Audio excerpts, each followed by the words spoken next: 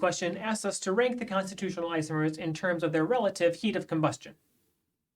Looking at these 4 molecules, they all have the same molecular formula. They're all constitutional isomers, so it's not the number of carbons that's going to differentiate these in terms of their heat of combustion. What's different about these 4 molecules is the size of the ring in each of the molecule. We start with a very small strained ring in a cyclopropane, and at the other end we have a cyclohexane, one of the more stable rings that we have in organic chemistry.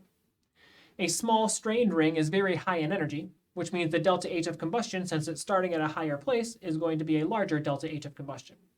So this is going to be the largest. We'll call it number 1. This will have the number 1 most delta H, the most heat of combustion of these 4.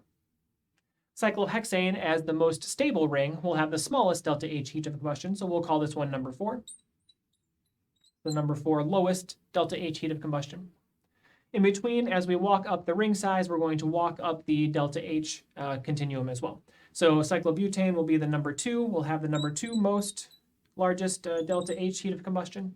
And the cyclopentane will have the number 3, third highest delta H heat of combustion.